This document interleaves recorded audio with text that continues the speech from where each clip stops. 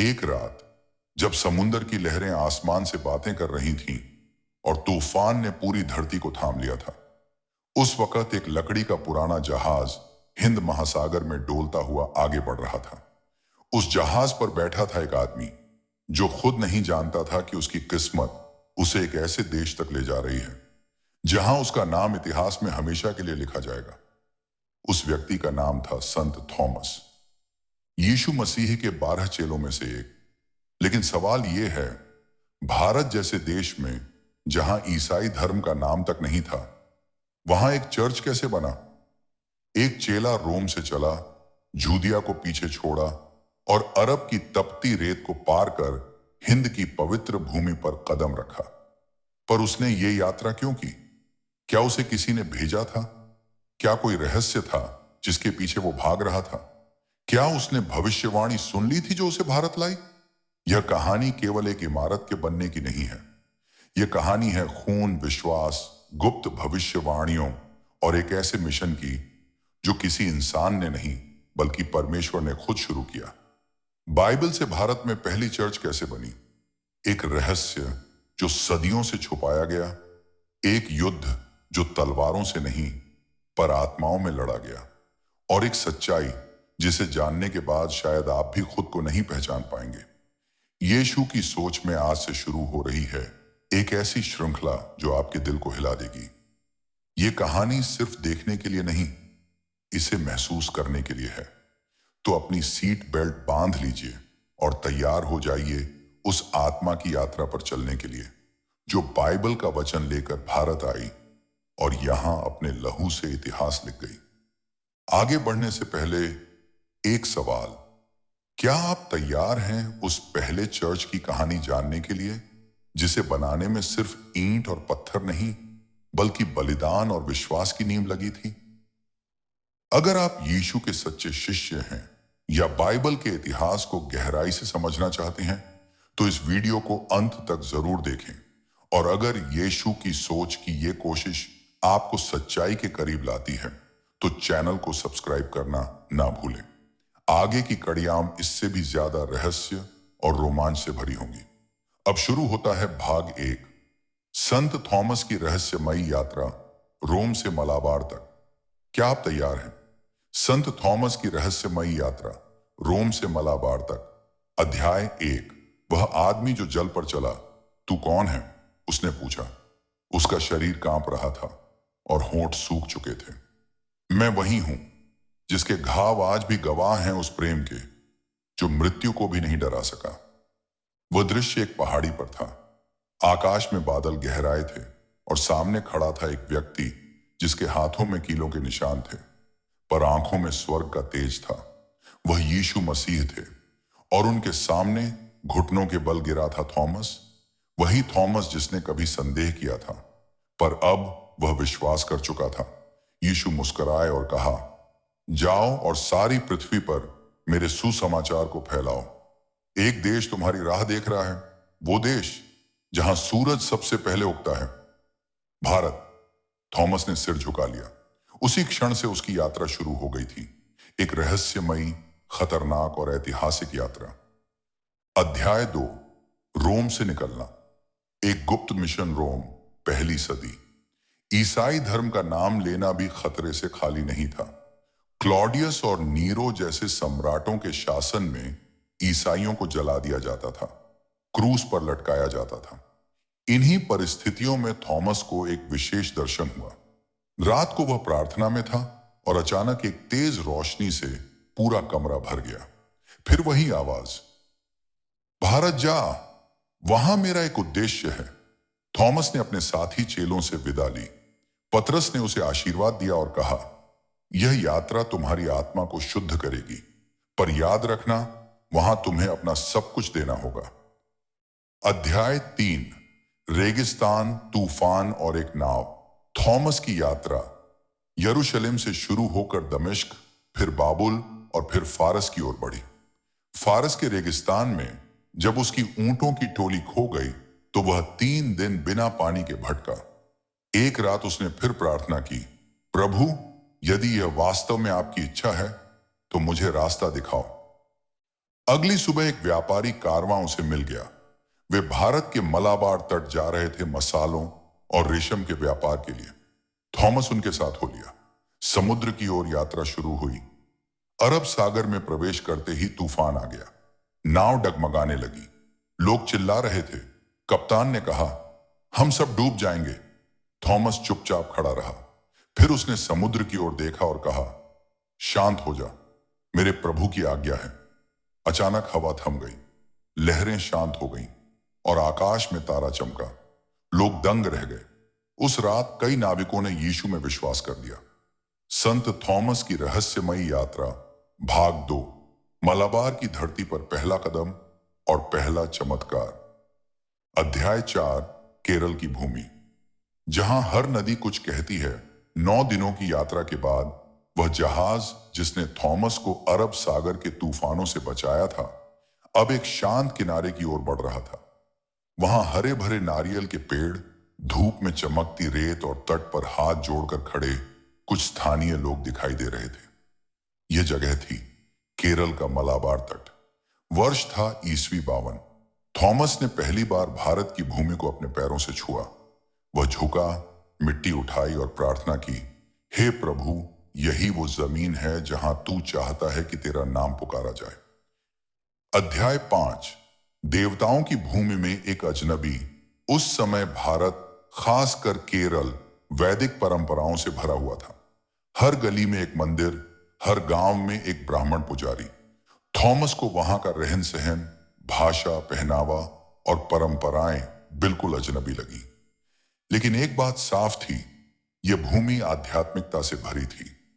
लोग ईश्वर को जानते थे, पर उसे ढूंढने के अपने तरीके थे। वे अग्नि को पूजते थे, नागों की पूजा करते थे और कर्म के चक्र में बंधे हुए थे। थॉमस चुपचाप गांवों का भ्रमण करता रहा। वह किसी पर कुछ थोपना नहीं चाहता था। वह बस प्रेम और सेवा से परमेश्वर का परिचय कराना चाहता था। अध्याय 6, पहला चमत्कार। सूखे कुएं में पानी। एक गांव में लोग उसे देखकर चौंकते थे। उसकी दाढ़ी, सफेद पोशाक और हाथों में एक छोटी लकड़ी की क्रॉस को देखकर लोग कहते थे, यह कोई फकीर है, शायद कोई जादूगर।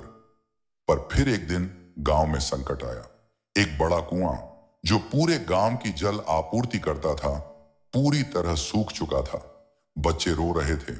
महिलाएं आकाश की ओर देखकर प्रार्थना कर रही थीं। थॉमस वहां आया। उसने गांव वालों से कहा, तुम्हारा परमेश्वर तुम्हारी पुकार जरूर सुनेगा, यदि तुम दिल से भरोसा करोगे। लोगों ने उसकी बात को शक की नजर से देखा। थॉमस कुएं के पास गया, घुटनों के बल बैठा और प्रार्थना की, हे यीशु, जो तूने समुंदर को शांत किया, वही शक्ति आज इस धरती के लिए दिखा, ताकि ये लोग तुझे पहचाने। वह खड़ा हुआ और कुएं की ओर देखा। अचानक पानी की एक तेज धार फूट निकली। कुआं भर गया। गांव के बुजुर्ग चकित थे, पुजारी स्तब्ध और बच्चे खुशी से चिल्ला रहे थे। उसी शाम कुछ लोग थॉमस के पास आए और पूछा, क्या हम उस परमेश्वर के बारे में जान सकते हैं जो तुम्हारी बात सुनता है? थॉमस मुस्कुराया, उसका नाम यीशु है और वह सिर्फ मेरा नहीं, तुम्हारा भी उद्धार करता है। अध्याय 7, मंदिर का आमंत्रण और शास्त्रार्थ। अब थॉमस की चर्चा पूरे तटीय क्षेत्र में फैल चुकी थी। एक दिन एक प्रसिद्ध मंदिर के मुख्य पुजारी ने उसे बुलवाया। अगर तू सच में सत्य को जानता है तो हमारे शास्त्रों से बहस कर। थॉमस डरता नहीं था, क्योंकि उसके पास ज्ञान नहीं, सत्य था। एक भरी सभा में पुजारी ने पूछा, अगर तुम्हारा परमेश्वर सबसे बड़ा है तो उसने भारत को पहले क्यों नहीं चुना? थॉमस ने उत्तर दिया, उसने समय के अनुसार हर राष्ट्र को बुलाया और अब भारत की बारी है। पुजारी ने फिर पूछा, तुम्हारा परमेश्वर कहां रहता है? थॉमस ने उत्तर दिया, वह न तो किसी मंदिर में बंधा है, न किसी मूर्ति में। वह हर उस दिल में रहता है जो प्रेम करता है। सभा में सन्नाटा छा गया। अध्याय 8, पहले अनुयायी। एक ब्राह्मण पुत्र। मंदिर की उसी सभा में एक युवक बैठा था, शांत, गंभीर और चिंतनशील। उसका नाम था कोशाय। वह एक ब्राह्मण पुत्र था, पर वर्षों से आंतरिक शांति की तलाश में भटक रहा था। थॉमस की बातों ने उसके दिल को छू लिया। सभा समाप्त होने के बाद वह रात को थॉमस के पास आया और बोला, मैंने जीवन में बहुत पढ़ा, बहुत साधना की, पर जो शांति तेरे शब्दों में है वो कहीं नहीं मिली। मुझे भी अपने प्रभु के बारे में बता। थॉमस ने उसे बाइबल की कहानियां सुनाई, यीशु के प्रेम की बातें की, और कुछ दिनों बाद कोशाय ने सार्वजनिक रूप से जल बपतिस्मा लिया। वह बन गया भारत का पहला ईसाई शिष्य। अगले हिस्से में शत्रु सक्रिय होते हैं, थॉमस पर षड्यंत्र रचते हैं, पर वह मलाबार में पहला छोटा गिरजाघर बनाते हैं नारियल के तनों से, और वहां पहला सार्वजनिक उपदेश देते हैं। भारत में पहले चर्च की नींव शीर्षक नारियल के पेड़ों के बीच खड़ा एक सपना और बलिदान की पहली ईंट, सांटो की मिट्टी से बना भारत का पहला गिरजा। अध्याय 9। अब विरोध शुरू होता है। जैसे जैसे संत थॉमस का संदेश फैलने लगा, लोग प्रभु यीशु की शिक्षाओं की ओर आकर्षित होने लगे। गरीबों, दलितों, यहां तक कि कुछ ब्राह्मण युवाओं ने भी उनके विचारों को खुले दिल से अपनाया। लेकिन जहां सत्य का प्रकाश फैलता है, वहां अंधकार हमेशा विरोध करता है। कुछ उच्च वर्ग के पुजारी और व्यापारी डरने लगे कि अगर लोग इस विदेशी संदेश को मानने लगे तो उनका वर्चस्व, उनका धर्म और उनका व्यापार खत्म हो जाएगा। वे एक साथ बैठे और एक योजना बनाई। हमें इस व्यक्ति को हटाना होगा, इससे पहले कि यह पूरा क्षेत्र बदल जाए। अध्याय 10। डर का पहला वार। गांव से निष्कासन। एक रात कुछ लोगों ने थॉमस के रहने के स्थान पर पत्थर फेंके। उसके शिष्य कोशाय को धमकी दी गई, अगर तुमने फिर उस व्यक्ति के साथ देखा गया तो तुम्हें गांव से बाहर कर देंगे। थॉमस को स्थानीय राजा के पास बुलाया गया। राजा ने पूछा, तुम कौन हो? क्या तुम्हारा धर्म यहां की शांति को भंग करेगा? थॉमस ने झुककर कहा, मैं सत्य लेकर आया हूं, तलवार नहीं। मेरा परमेश्वर कहता है, अपने पड़ोसी से वैसे प्रेम करो जैसे स्वयं से करते हो। राजा शांत रहा, पर उसकी सभा में बैठे लोग गुस्से में थे। थॉमस को चेतावनी दी गई, अब से किसी गांव में धर्म का प्रचार नहीं करोगे। अध्याय 11। जंगल की छांव में एक सभा बंदिशों के बावजूद थॉमस और उसके अनुयायी पीछे नहीं हटे। अब वे जंगलों में, नदी किनारे और रात के अंधेरे में एकत्रित होकर परमेश्वर के वचन को सुनते। एक पुराने आम के पेड़ के नीचे संत थॉमस ने एक बार कहा, यही है असली गिरजाघर। जहां 2 या 3 मेरे नाम पर इकट्ठे होते हैं, वहीं प्रभु होता है। धीरे धीरे लोगों की संख्या बढ़ने लगी। यह अब कोई छिपा हुआ आंदोलन नहीं रहा, यह एक क्रांति बन रही थी, प्रेम और विश्वास की क्रांति। अध्याय 12। पहला चर्च। नारियल की लकड़ियों से थॉमस ने देखा कि लोगों को एक स्थान चाहिए जहां वे खुलकर प्रार्थना कर सकें, जहां यीशु की शिक्षा स्थायी रूप से दी जा सके। और तब उन्होंने गांव के किनारे एक छोटी सी जमीन मांगी। कुछ स्थानीय मछुआरों और किसानों ने सहयोग दिया। नारियल के तने काटे गए, पत्तों से छत बनाई गई और बीच में एक लकड़ी का क्रूस खड़ा किया गया। यही बना भारत का पहला चर्च। नाम रखा गया बेथ था, जिसका आरामी में अर्थ होता है प्रभु का घर। अध्याय 13। पहला उपदेश जिसमें आत्माएं कांप उठी। चर्च के उद्घाटन वाले दिन थॉमस ने पहली बार खुले में उपदेश दिया। वह खड़ा हुआ, हवा में ताजगी थी और लोगों की आंखों में उम्मीद। उसने कहा, मैं उस व्यक्ति की बात करता हूं जो बिन दोष के मारा गया, जिसने मृत्यु को पराजित किया और जो आज भी तुम्हारे हर आंसू को समझता है। उसका नाम है यीशु। वह राजा नहीं, सेवक बनकर आया, और वह तुम्हें धर्म नहीं, जीवन देने आया है। सभा में सन्नाटा था। कुछ लोग रोने लगे। एक वृद्ध मछुआरे ने पास आकर कहा, आज पहली बार ऐसा लगा कि कोई ईश्वर मेरा भी है। अध्याय 14। आग और राख। जब चर्च जलाया गया, लेकिन सच्चाई की मशाल अंधकार को बहुत तेज चुभ रही थी। कुछ दिनों बाद रात को कुछ लोगों ने चर्च में आग लगा दी। लकड़ियों की वो संरचना जलती रही और लोगों की आंखों में आंसू थे। थॉमस और उसके शिष्य वहां खड़े सब कुछ देख रहे थे, लेकिन थॉमस ने कहा, यह इमारत जल सकती है, पर विश्वास नहीं। ये राख हमारी गवाही बनेगी। अध्याय 15। बलिदान की राह पर पहला कदम आगजनी के बाद थॉमस को गांव छोड़ने का आदेश दिया गया, पर उसने इनकार कर दिया। उसने कहा, जब तक इस भूमि पर एक भी आत्मा यीशु को नहीं जानती, मैं यहां से नहीं जाऊंगा। कुछ लोग छिपकर उसकी रक्षा करने लगे। उसके शिष्यों की संख्या 12 हो चुकी थी, जैसे यीशु के थे। हर एक ने संकल्प लिया, हम ये कार्य पूरा करेंगे, चाहे हमें जीवन देना पड़े। अध्याय 16। अंत नहीं। यह तो शुरुआत है इस भाग के अंत में। थॉमस ने कहा, मैं जानता हूं मेरा अंत निकट है, पर मेरा प्रभु मुझसे पहले यहां था और मेरे बाद भी रहेगा। उन्होंने पहली बार संस्कृत में लिखा एक वचन गाया जो उन्होंने किसी से सीखा था। सत्यम शिवम सुंदरम। सत्य ही शुभ है और वही सबसे सुंदर है। यही सत्य यीशु है, उन्होंने कहा।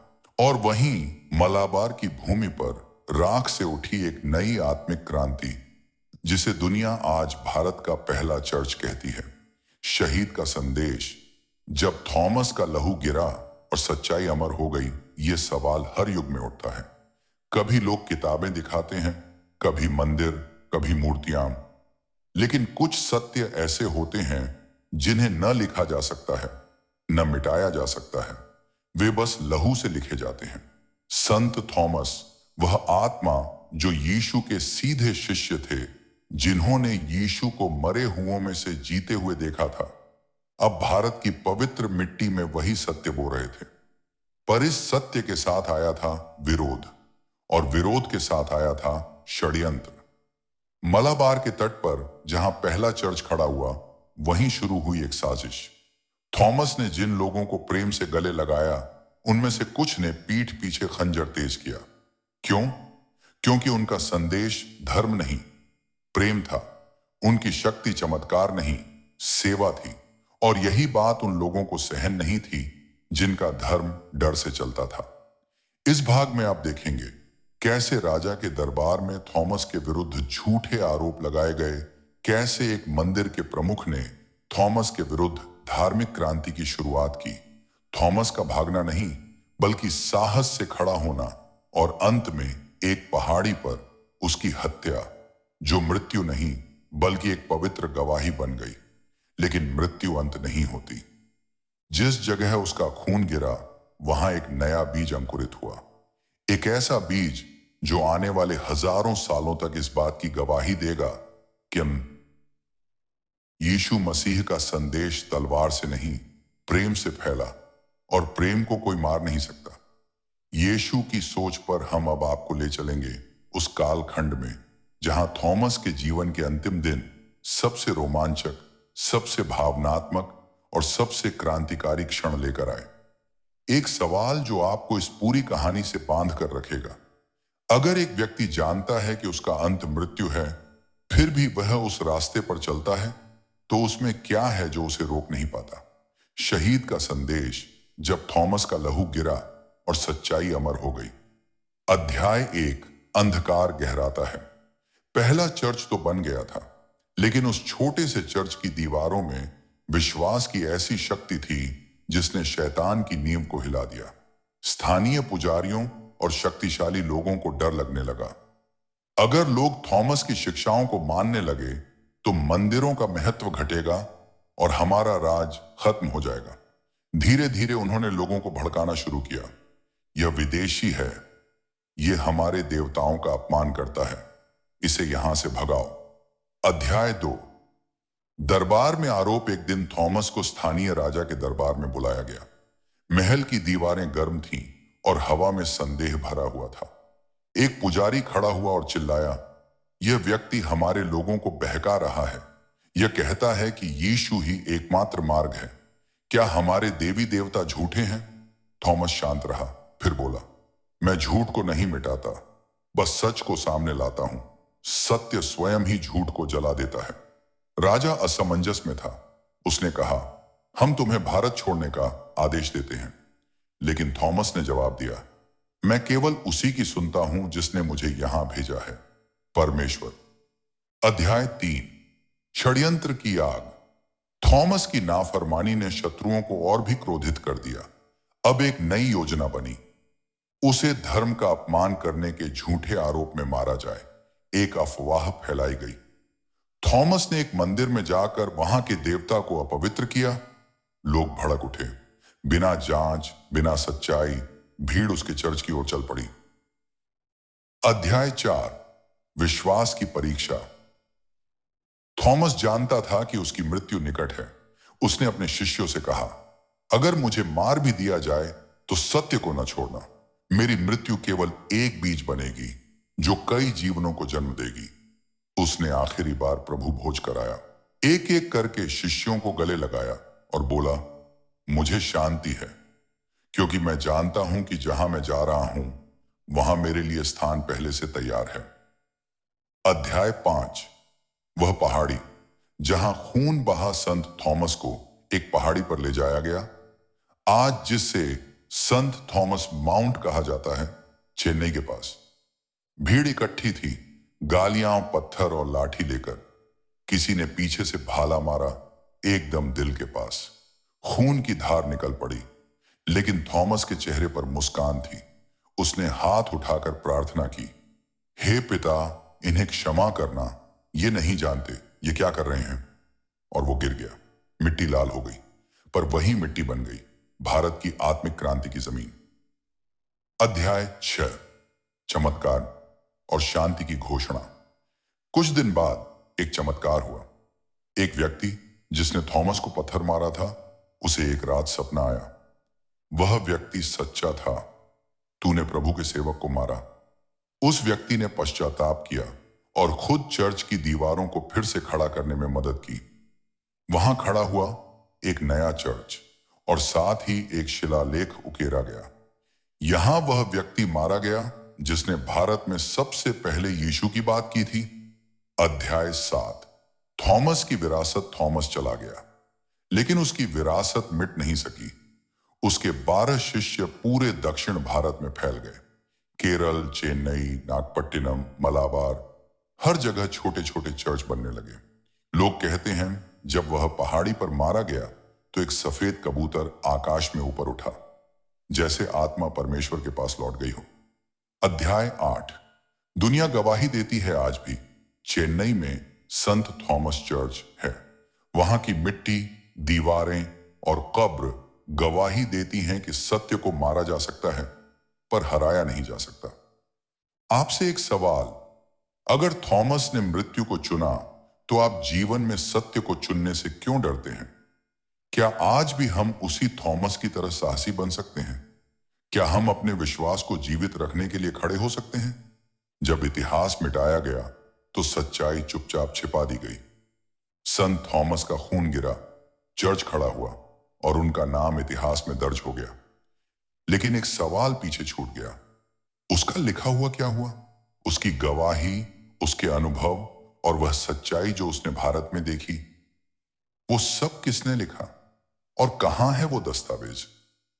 कहा जाता है कि थॉमस ने भारत में अपने अंतिम वर्षों में एक डायरी लिखी थी, जिसमें उसने वो सब लिखा जो उसने भारत की धरती पर देखा, जिन लोगों को उसने चंगा किया, जिन आत्माओं को उसने छू लिया और जिन भविष्यवाणियों को उसने दर्ज किया। लेकिन उस डायरी का कोई सुराग क्यों नहीं मिला? क्या उसे नष्ट कर दिया गया, या फिर क्या उसे जानबूझकर छिपा दिया गया क्योंकि उसमें कुछ ऐसा लिखा था जो सदियों तक दुनिया से छुपाया गया? इस भाग में हम जानेंगे, क्या थॉमस ने भारत में सच में कोई पांडुलिपि लिखी थी? उस रहस्यमयी गुफा की कहानी जहां कुछ पुरातत्वविदों को अजीब चिन्ह मिले, एक पुराने चर्च की दीवार में छुपा सांकेतिक नक्शा और 1975 में एक रहस्यमयी विद्वान द्वारा किया गया दावा। मैंने थॉमस की असली डायरी देखी है। यीशु की सोच पर यह भाग आपको उस खोज पर ले जाएगा जो आज भी अधूरी है। क्या थॉमस की डायरी में ऐसे रहस्य दर्ज थे जो आज की धार्मिक राजनीति को हिला सकते हैं?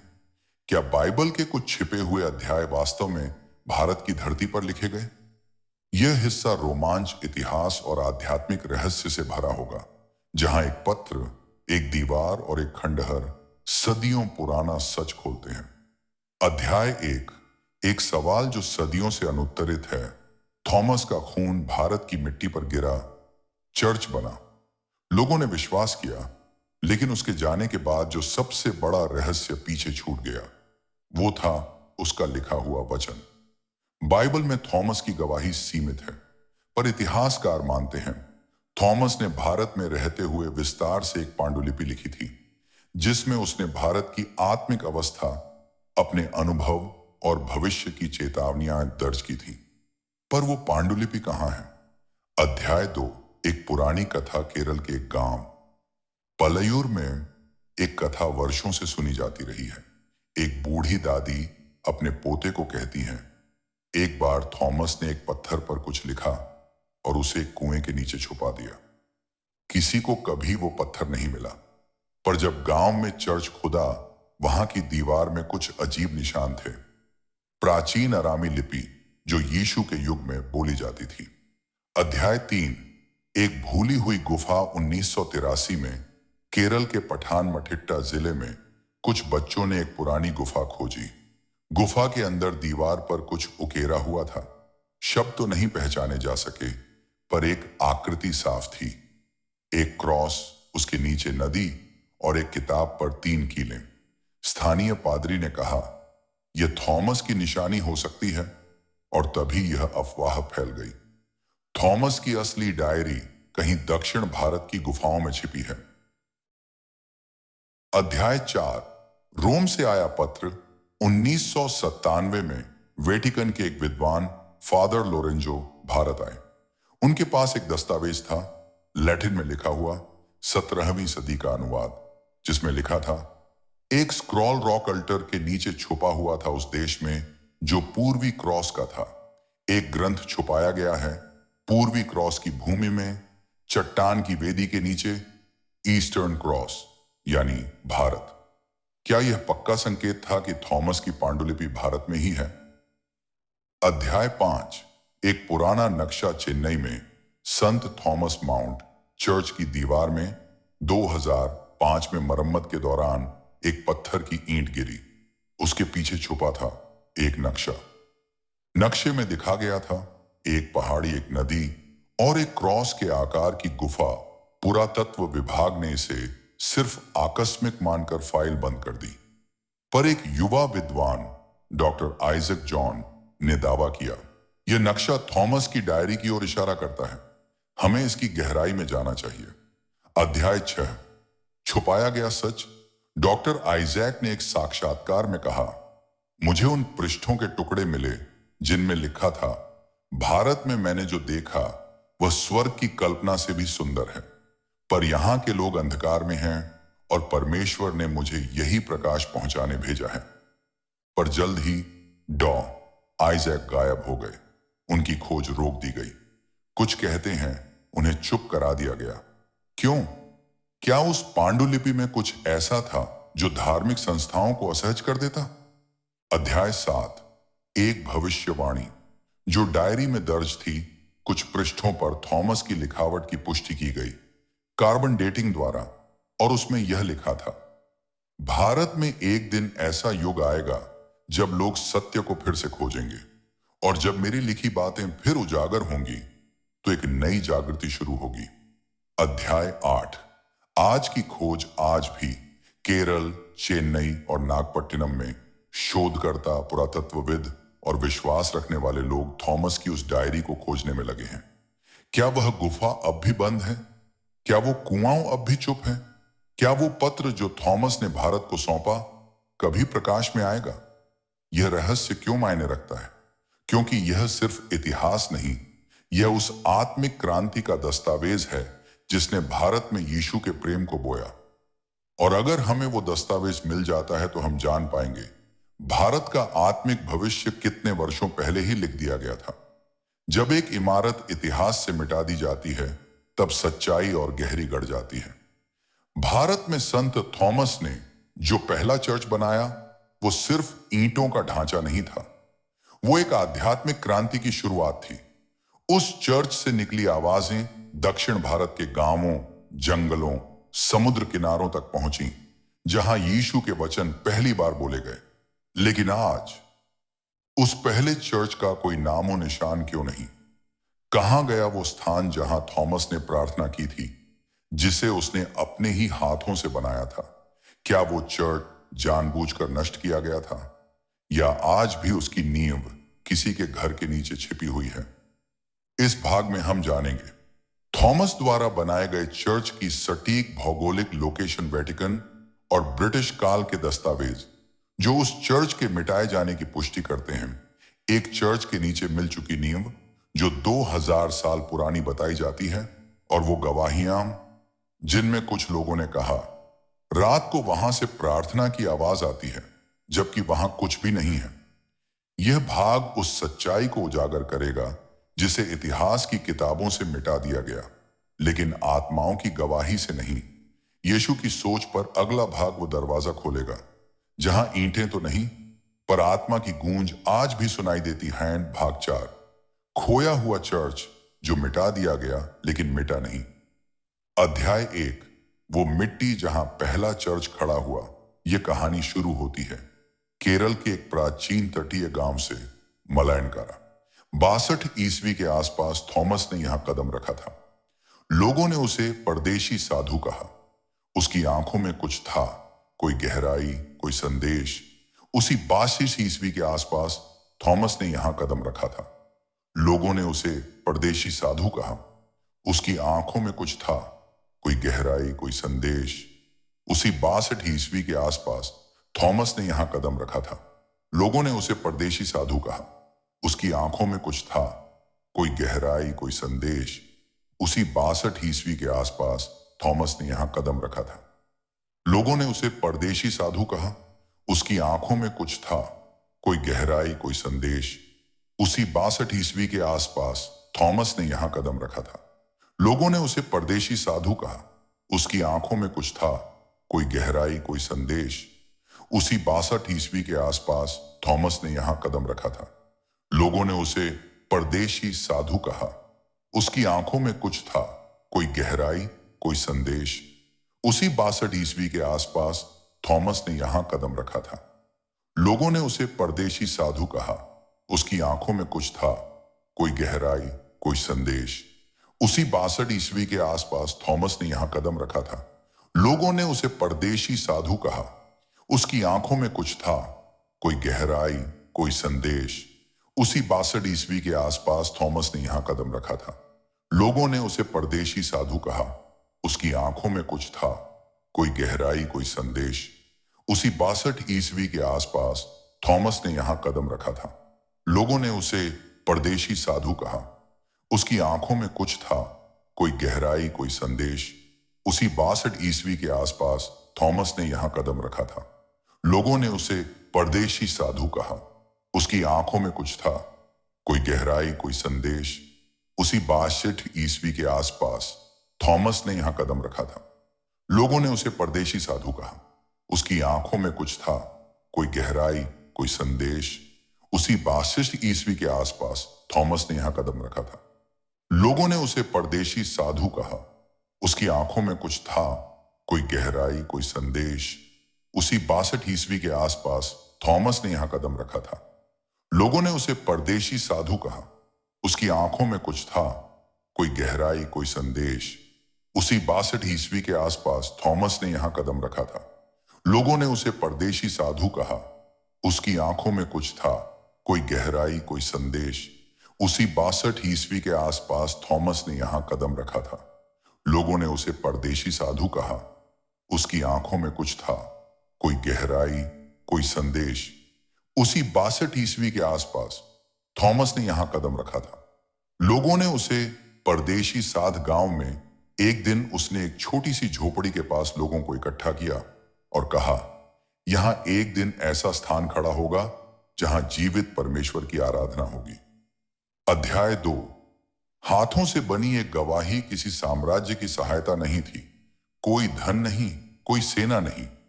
फिर भी थॉमस ने स्थानीय लोगों के साथ मिलकर एक छोटा सा पूजा स्थल बनाया।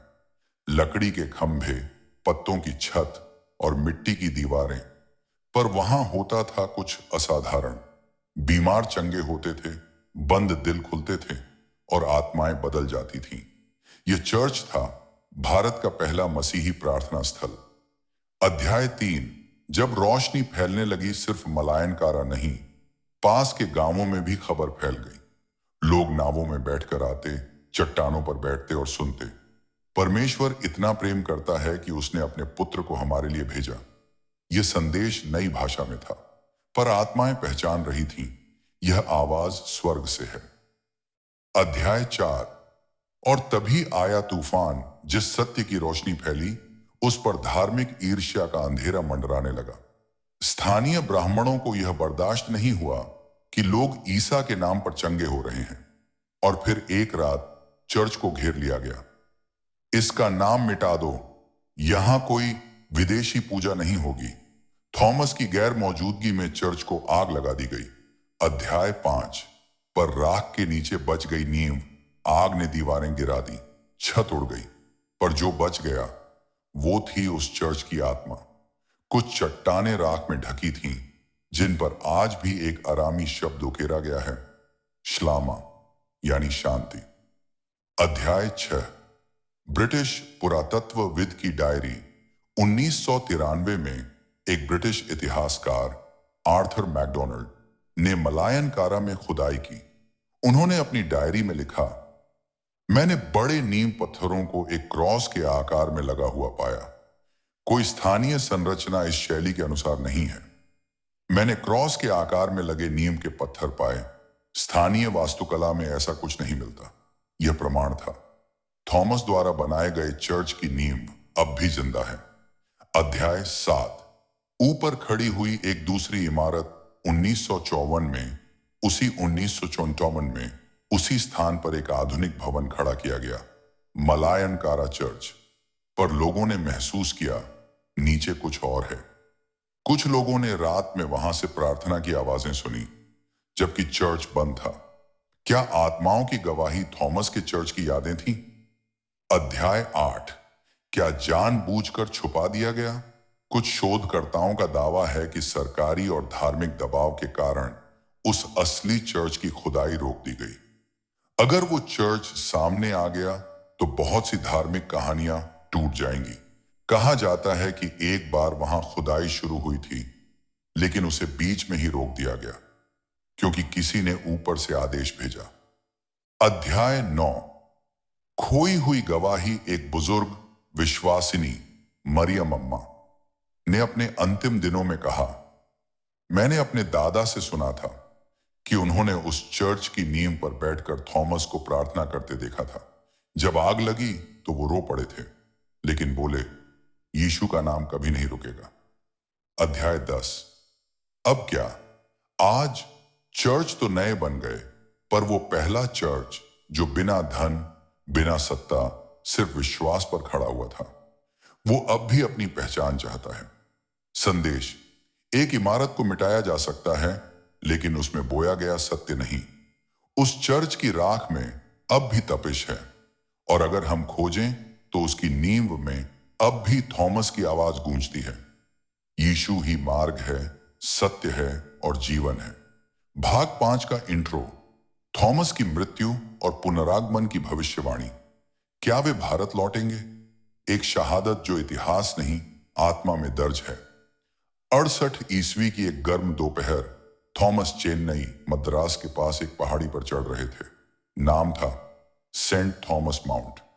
उन्हें पता था कि वे वहां प्रार्थना करने नहीं, बल्कि अपनी शहादत देने जा रहे हैं। पर क्या उन्होंने सिर्फ मसीह का संदेश फैलाया था, या कोई भविष्यवाणी भी छोड़ी थी? मैं मरूंगा, लेकिन जो बोया है वो फिर खिलेगा। एक दिन इस भूमि से उठेगा सत्य का दीपक, और सारी दुनिया उसकी ओर देखेगी। इस अंतिम भाग में खुलेंगे सबसे गहरे रहस्य, थॉमस की शहादत का पूरा विवरण, उनकी मृत्यु के बाद का अद्भुत आध्यात्मिक अनुभव, एक रहस्यमयी पांडुलिपि जो कहती है कि थॉमस फिर लौटेंगे, और वो 3 भविष्यवाणियां जो अब सच होती दिख रही हैं। यह सिर्फ एक शहीद की कहानी नहीं, यह उस आत्मा की यात्रा है जो यीशु के प्रेम में इतना डूब गई कि मौत भी उसे रोक नहीं सकी। यीशु की सोच के इस अंतिम और सबसे शक्तिशाली भाग में हम जानेंगे, क्या थॉमस ने भारत के लिए कोई भविष्यवाणी छोड़ी थी? क्या वो भविष्य अब शुरू हो चुका है? अगर आपने पहले 4 भाग देखे हैं, तो अब आखिरी भाग को मिस करना मना है, क्योंकि अब रहस्य नहीं, साक्षात्कार होगा। थॉमस की मृत्यु और पुनरागमन की भविष्यवाणी, क्या वे भारत लौटेंगे? चैनल यीशु की सोच श्रृंखला। बाइबल से भारत में पहली चर्च कैसे बनी, एक रहस्यमयी कहानी, भाग 5, अंतिम भाग। अध्याय 1। जब काल का दहलीज चुपचाप टूटा। 68 ईस्वी की एक गर्मी दोपहर की घटना चेन्नई की एक पहाड़ी पर शुरू हुई, सेंट थॉमस माउंट, जिसे आज भी श्रद्धा से देखा जाता है। यह वह स्थान था जहां प्रेरित थॉमस ने अपने जीवन का अंतिम श्वास लिया। लेकिन यह मात्र एक हत्या नहीं थी, यह एक बलिदान था जिसमें आत्मा बोलती थी और भविष्यवाणी जन्म लेती थी। थॉमस ने जान लिया था कि उनका अंत निकट है। उन्हें यह भी पता था कि वे जिस भूमि को प्रेम कर बैठे हैं, वही भूमि उन्हें अपनाएगी। उन्होंने अपने अंतिम दिनों में एक विशेष पत्र लिखा, एक भविष्यवाणी पूर्ण वचन जो आज भी रहस्य में लिपटा हुआ है। उसमें उन्होंने लिखा, यदि भारत फिर से प्रभु का नाम पुकारेगा, मैं लौटूंगा, न देह में परंतु आत्मा में, और तब यह भूमि फिर से प्रकाशित होगी। अध्याय 2। अंतिम रात्रि। जहां अंधकार कांपा, उनकी मृत्यु से एक रात पहले एक महिला उनके पास आई। वह रो रही थी और बोली, पिता, वे आपको मार डालेंगे, आप भाग जाइए। थॉमस ने उत्तर दिया, अगर मैं भाग गया तो उनका अंधकार जीत जाएगा, लेकिन यदि मैं यहीं रहा तो मेरा लहू इस भूमि को पवित्र करेगा। उस रात उन्होंने अंतिम बार प्रभु से प्रार्थना की। आंखों में आंसू थे, पर मन में शांति। उन्होंने कहा, प्रभु, जिस भूमि पर तूने मुझे भेजा, उसी भूमि पर मैं तुझसे मिलना चाहता हूं। अध्याय 3। बलिदान।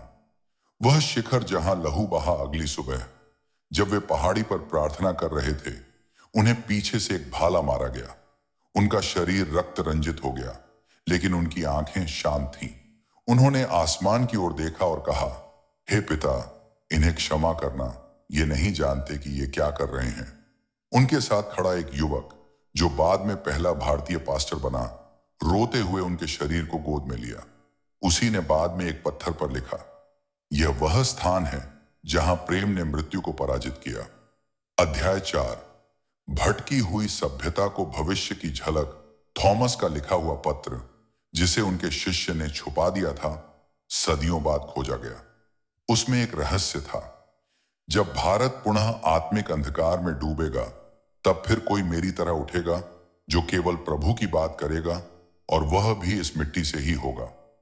कुछ विद्वान मानते हैं कि उन्होंने भारत में मसीह के पुनरागमन की ओर संकेत किया। उन्होंने लिखा, मैं वहां लौटूंगा जहां मुझे मारा गया, और वहां लोग फिर से मुझे पहचानेंगे। अध्याय 5। मृत्यु नहीं, पर वचन अमर हुआ। उनका शरीर तो मिट्टी में मिल गया, पर उनका वचन आज भी जीवित है। चेन्नई की वह पहाड़ी आज एक तीर्थ स्थान है। वहां आज भी लोग आते हैं, चुपचाप बैठते हैं और एक ही बात सोचते हैं, क्या थॉमस लौटेंगे? और उत्तर आता है, वे कभी गए ही नहीं, वे आज भी हैं, हर उस आत्मा में जो सत्य को खोज रही है, जो प्रेम से डरती नहीं, जो अंधकार में प्रकाश बनना चाहती है। अंतिम शब्द, एक आवाज जो पुकारती है। यह 5वां भाग एक खामोश चीख है, एक पुकार है कि सत्य को कोई मिटा नहीं सकता। सेंट थॉमस ने भारत को केवल विश्वास नहीं दिया, उन्होंने एक भविष्य दिया जहां हर एक इंसान परमेश्वर की रोशनी में चल सके। आज अगर आप भी महसूस करते हैं कि यह सत्य दुनिया को जानना चाहिए, तो इस वीडियो को अंत तक देखने के लिए धन्यवाद। कमेंट में लिखें, यीशु जिंदा है, और अभी सब्सक्राइब करें यीशु की सोच चैनल को, ताकि हम मिलकर इस सत्य को पूरी दुनिया तक पहुंचा सकें।